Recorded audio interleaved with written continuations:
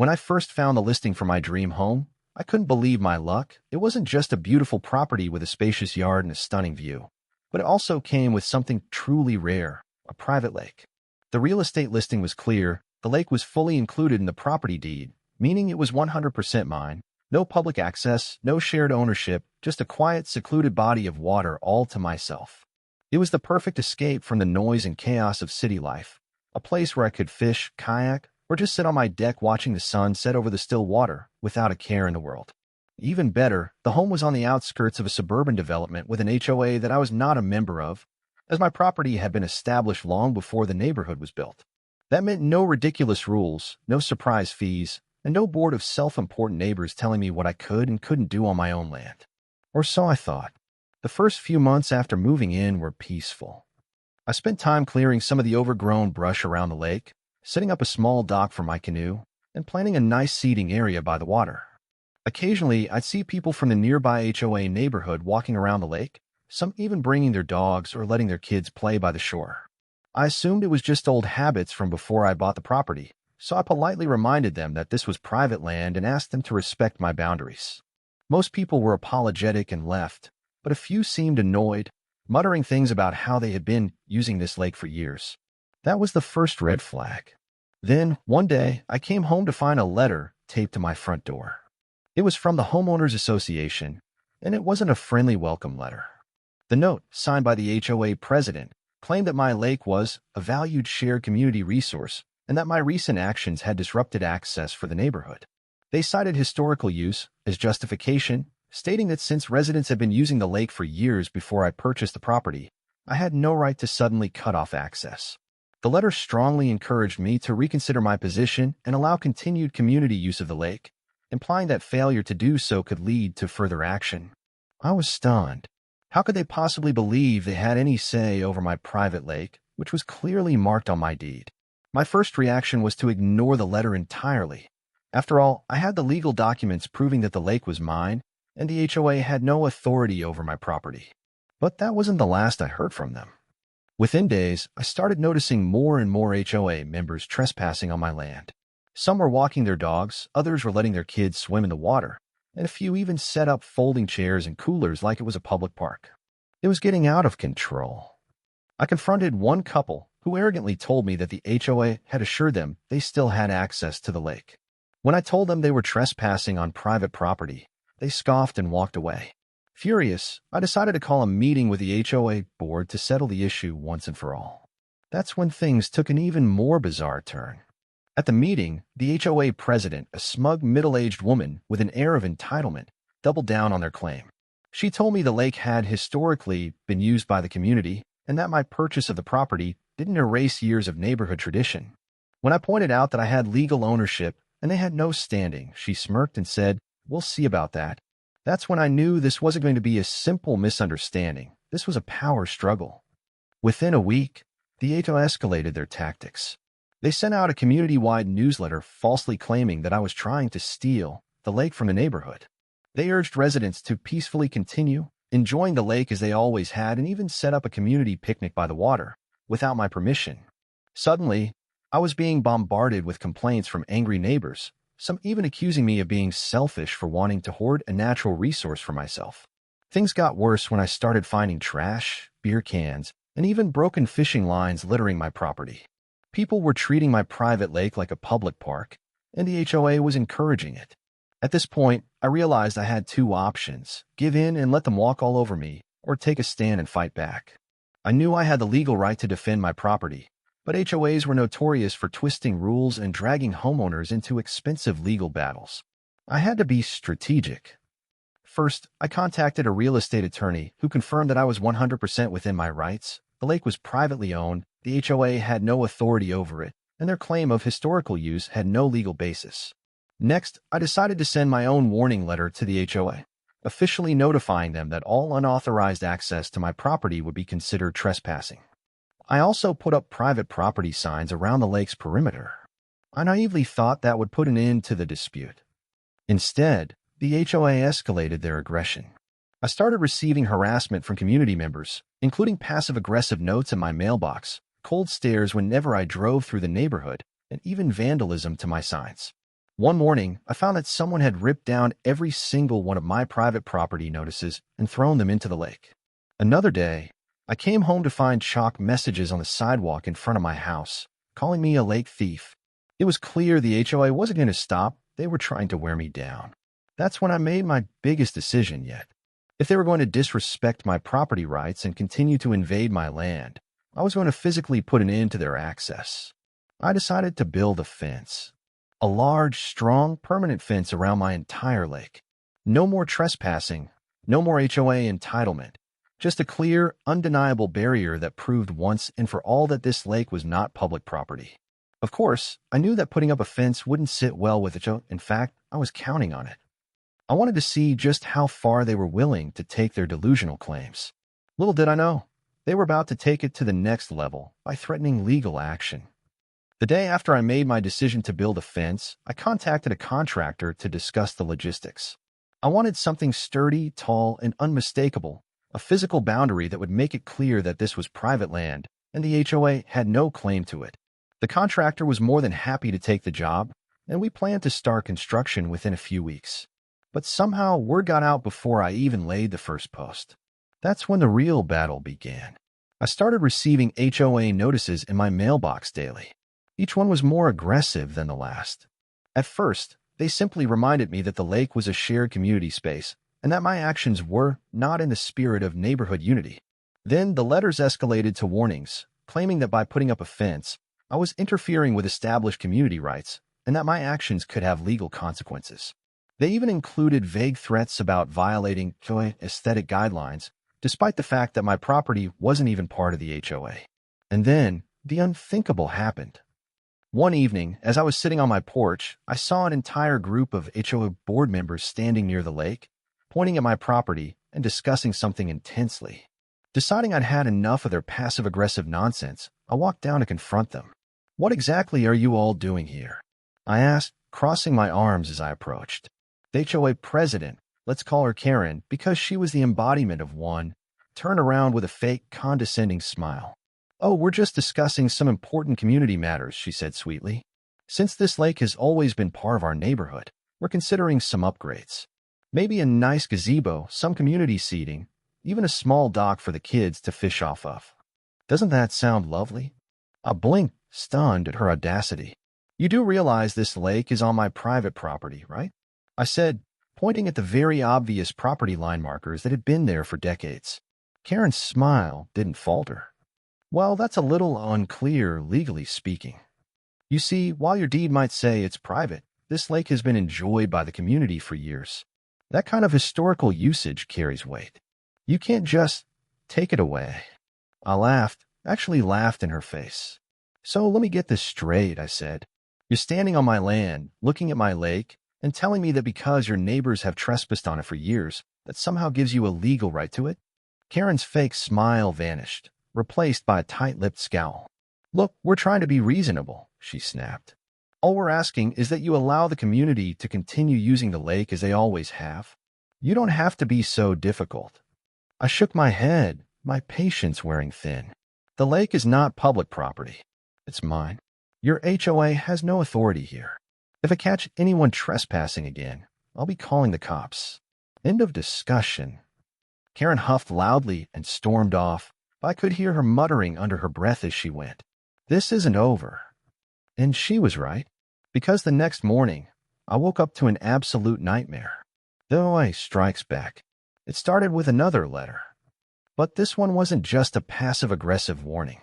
It was a full-on legal threat. The letter claimed that if I followed through with building a fence, the HOA would pursue legal action against me for violating community standards and disrupting a historical recreational space. They included a petition signed by nearly 50 residents stating that they demanded continued access to the lake and that blocking access would be considered an act of hostility toward the neighborhood. I stared at the letter in disbelief. These people actually thought they could force me to let them use my own private lake. As if that wasn't bad enough, later that afternoon, I caught a group of kids playing in the lake. When I asked where their parents were, they said, "The HOA told us this is a community space." Furious, I marched over to Karen's house and pounded on her door. She answered with a smug grin. "You really shouldn't be bothering me at home," she said, feigning innocence. What do you need? You know exactly what I need, I snapped, shoving the HOA letter toward her. I don't care how many signatures you collect. You and your little HOA do not own my property. If I see one more person trespassing, I'll be pressing charges. Karen's smirk grew wider. Oh, you can try, she said sweetly. But I think you'll find that when an entire community stands together, the law is flexible. I clenched my fists, knowing exactly what she was doing. She was trying to wear me down, trying to make it so miserable for me to defend my property that I'd eventually give in. But what Karen didn't realize was that she had just made a fatal mistake. Because if the law was flexible, then so was my response. I wasn't going to just sit back and let them walk all over me. I was going to take action. The breaking point, HOA versus the fence. That very night, I made 3 key moves. I called the police and filed an official report for trespassing, ensuring there was now a legal record of the HOA encouraging unauthorized use of my property. I hired a lawyer to draft a formal cease and desist letter against the HOA, warning them that any further harassment or trespassing would result in legal consequences. I called the contractor and told him to start construction on the fence immediately. And just like that, the real battle began. Because when the HOA saw the first fence posts going up, they lost their minds. Karen showed up at my house the next morning, furious. "You can't do this," she screamed. "This is an act of aggression against the entire neighborhood. You're being hostile." I grinned. "I'm just protecting my private property." That's when she pulled out another letter, this one from an HOA attorney. She was actually suing me. The claim? That my fence was a violation of community aesthetic standards and an obstruction to shared natural resources. I should have been intimidated. Instead, I smiled, because Karen had just made a huge mistake. She had just dragged this fight into the courtroom, and that was my playing field. The moment the HOA filed their lawsuit, I knew they had overplayed their hand. They thought their legal threats would intimidate me, that I'd cave under pressure, but what they didn't realize was that they had just given me the perfect opportunity to fight back, legally. My attorney assured me that their claims were baseless. The HOA had no jurisdiction over my property, and their argument that the lake was a historical community resource was laughable. They had zero legal standing, and we were fully prepared to bury them in court. But before the case could even get that far, they doubled down on their harassment. I woke up one morning to find a group of neighbors standing at the edge of my property, staring at the construction of my fence with disgusted expressions. Some were taking photos, others were whispering amongst themselves, and one man, who I later learned was on the HOA board, was openly shaking his head in disappointment, as if my refusal to let strangers use my private lake was some sort of moral failing. By noon, the situation had escalated. As I was watching the construction crew work, a group of HOA members marched right onto my property, holding a large sign that read, "Our Lake Our Rights." One of them, a middle-aged man with a polo shirt and an air of self-importance, stepped forward and tried to stop the workers. "You can't do this," he barked. "This fence is ruining the beauty of our neighborhood." I crossed my arms, already tired of their nonsense. First of all, it's not your neighborhood, it's my land. Second, if you step 1 foot closer, I'll be calling the cops for trespassing. A woman in a floral dress, a typical HOA Karen type, huffed dramatically. "Oh, don't be ridiculous," she scoffed. "This lake has always been part of the community. You're just being selfish." I laughed in her face. "Selfish? You're standing on my land, demanding access to my private property, and I'm the selfish one." I shook my head. "Get off my land." No, they didn't move. Instead, Karen, yes, the HOA president herself, had joined this little protest, stepped forward with a smug grin. "We've consulted with our attorney," she said, folding her arms. "Until the lawsuit is settled, the lake is still disputed property, which means we have just as much right to be here as you do." I narrowed my eyes. "That's not how the law works." She smirked. "We'll see." And just like that, she turned and led the group toward the lake. I couldn't believe it. They were going to use my lake again, right in front of me, knowing full well that I didn't want them there. I could feel my blood boiling, but instead of yelling, I did the one thing they never expected. I calmly pulled out my phone and called the police. HOA versus law enforcement. By the time the cops arrived, the HOA members had set up an entire picnic by the lake. There were coolers, blankets, folding chairs, even a couple of kids splashing around in the water. They were treating my private property like it was a public park, all while glaring at me defiantly. The officers walked up to me first. "Sir, what seems to be the problem?" I gestured toward the lake. "They're trespassing. This is private property, and I have multiple signs posted stating that unauthorized access is forbidden. I want them removed immediately." One of the officers turned to the group and cleared his throat. "Folks, this man has requested that you vacate his private property. If you do not comply, you could be subject to trespassing charges." Karen stood up, hands on her hips, her expression full of entitlement. "This lake has always been part of our community, officer," she said smoothly. "We have every right to be here." The cop raised an eyebrow.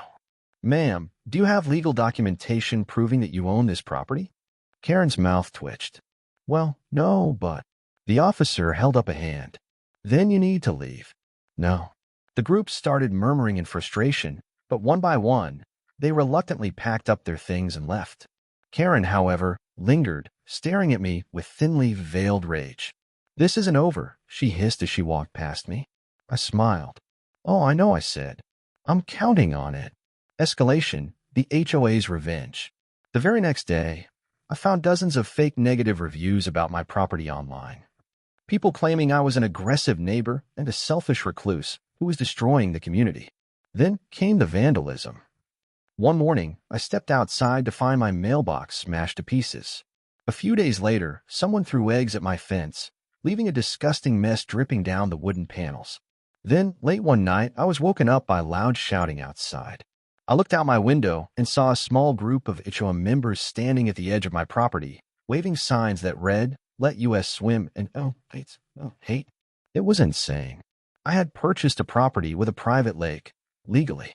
The HOA had no claim over it, yet they were treating me like some kind of villain for not wanting trespassers on my land. I documented everything. Every fake review, every piece of vandalism, every time they tried to harass me.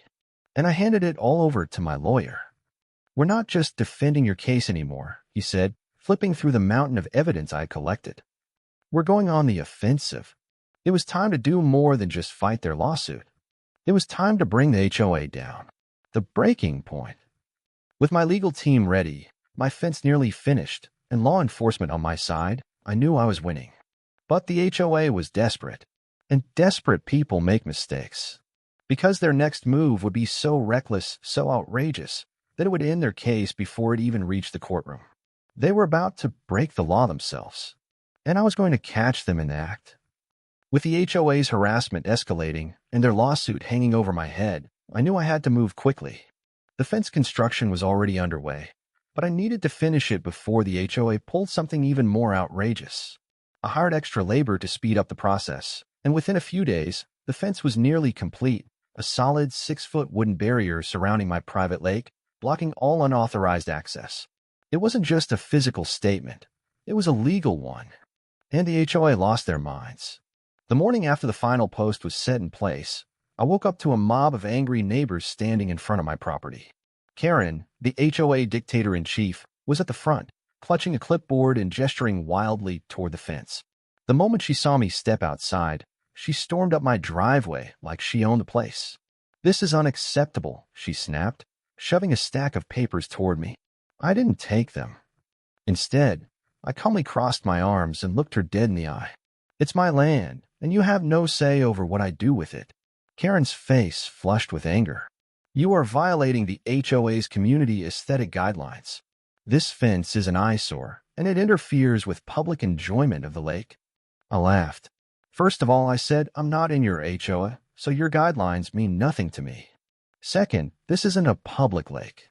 It's my private property, and your little army of trespassers won't be using it anymore." Karen's lips curled into a fake smile. "You really think you can just build a fence and get away with it?" she asked sweetly. I raised an eyebrow. "That's exactly what I think."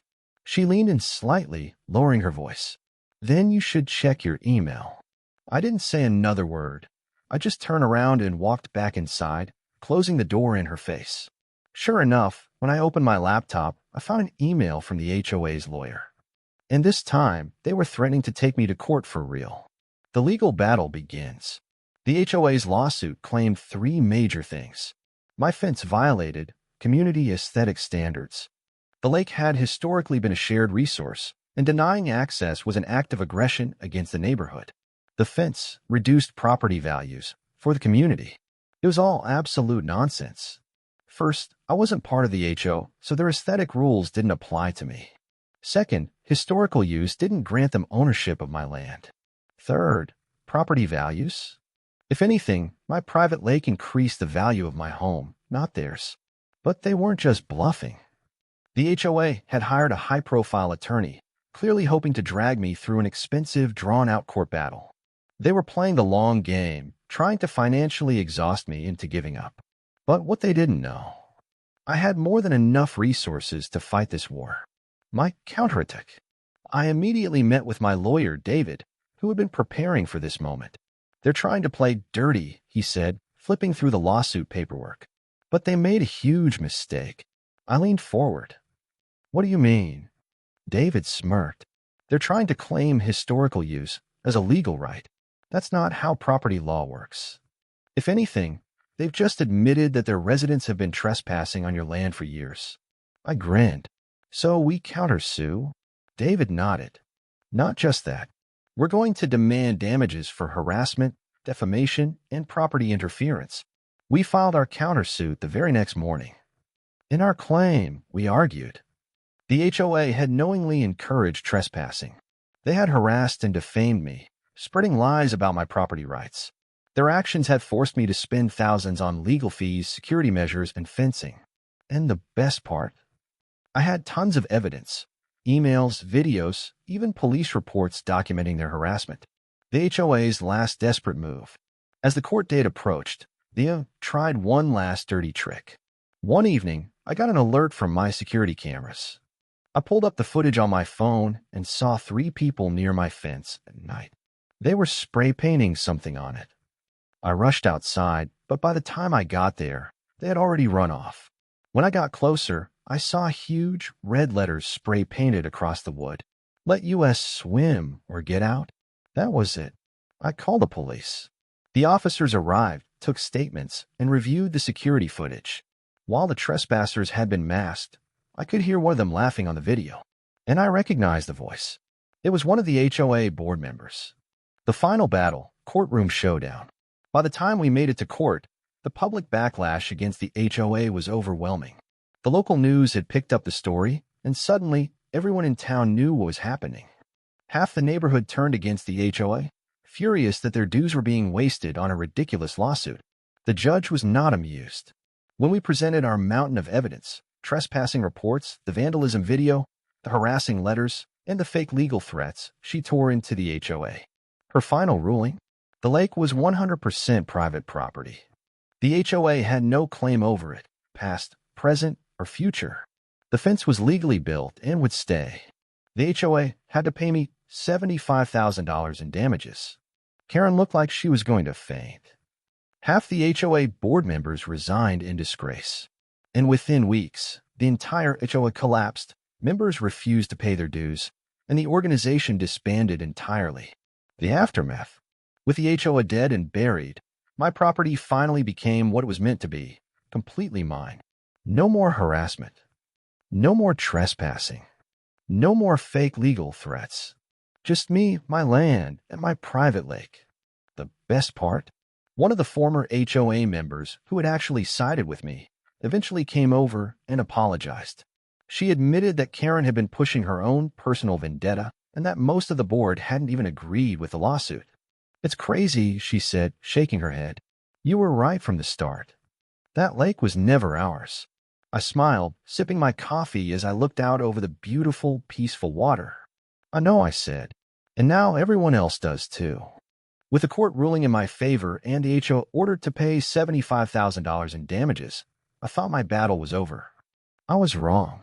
What followed wasn't just a personal victory. It was a neighborhood-wide scandal that shattered the HOA from the inside out. The moment news of their humiliating defeat spread, the community turned against them. At first, it was a slow burn. Some residents, especially those who had supported Karen and her power-hungry board, refused to accept the court's decision. They whispered behind my back, claiming that I had somehow manipulated the legal system to get my way. But the majority of homeowners, especially the ones who had been forced to pay HOA dues for years without questioning them, started asking dangerous questions. Where had all their money gone? How much had the HOA spent on a lawsuit against me? And more importantly, had they been scammed? The residents revolt against the HOA.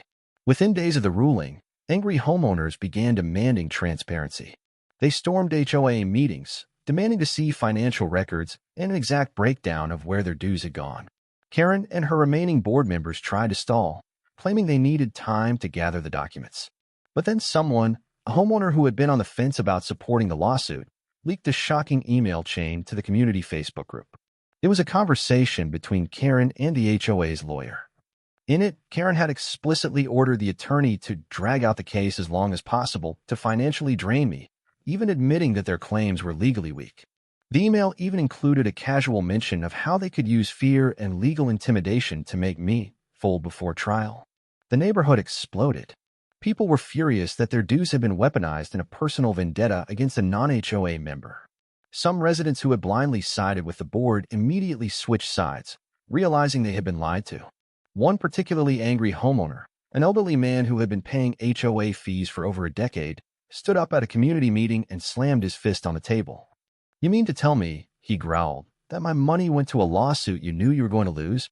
Karen tried to defend herself, claiming that the lawsuit had been for the good of the community. But when someone asked how much the case had actually cost, she refused to answer. That's when another homeowner, a former accountant, stood up and revealed that he had done some digging.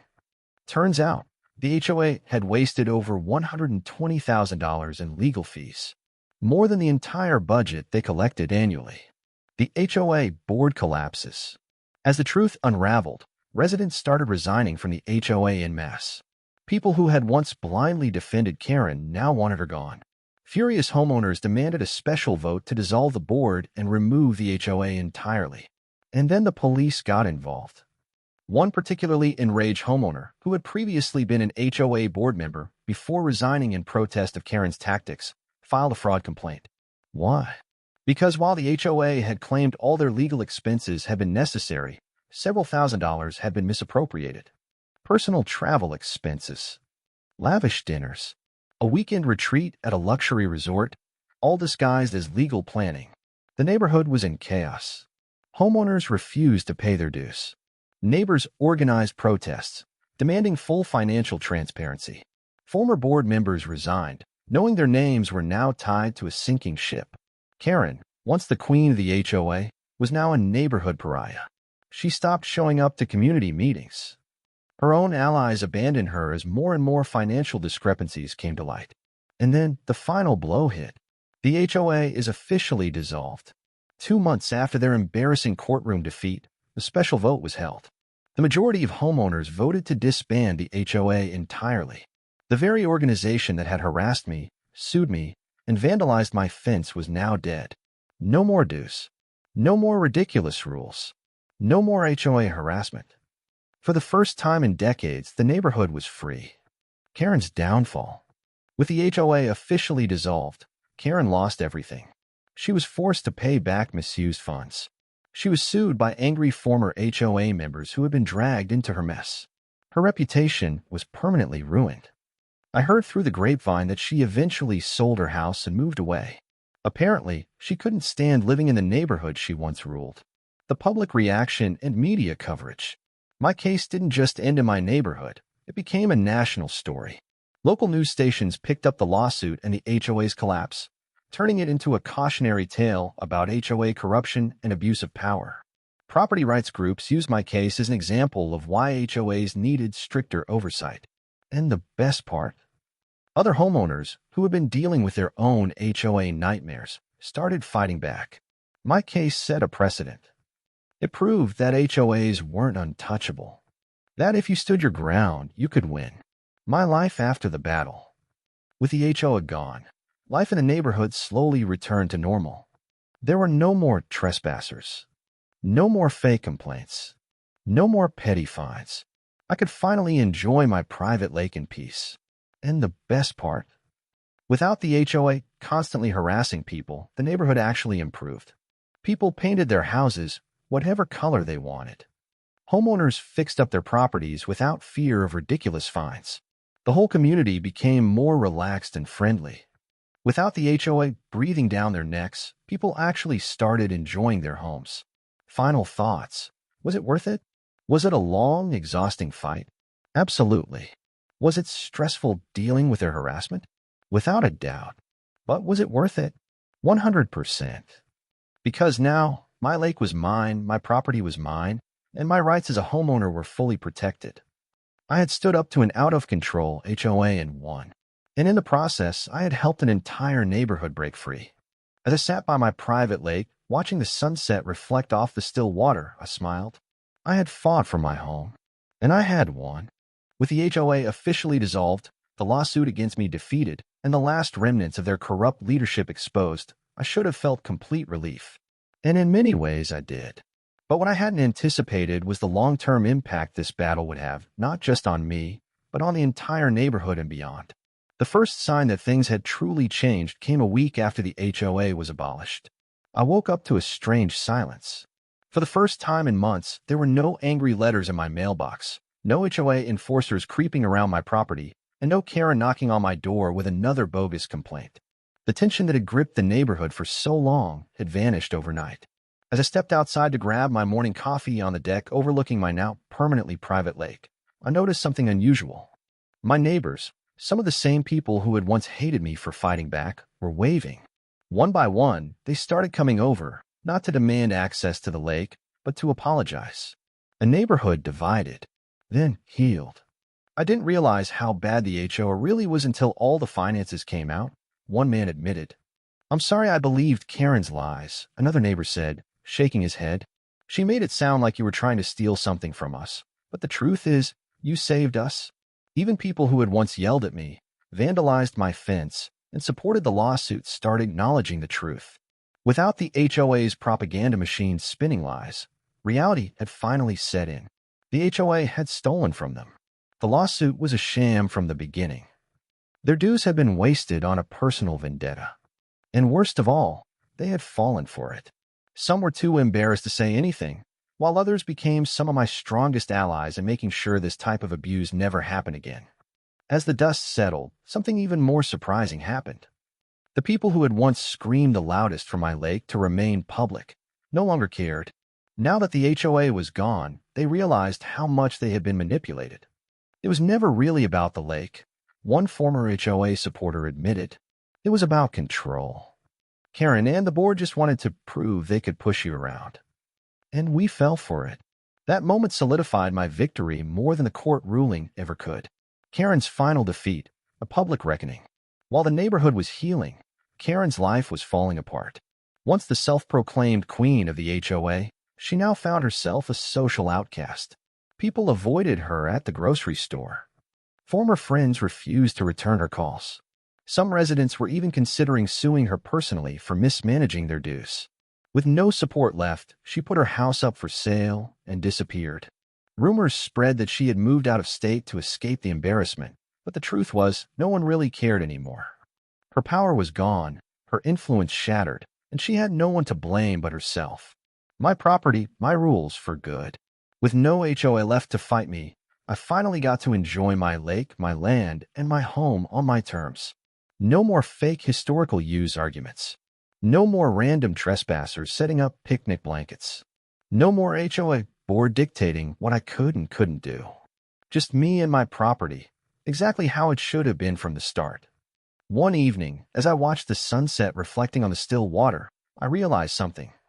My victory wasn't just about my lake. It was about freedom.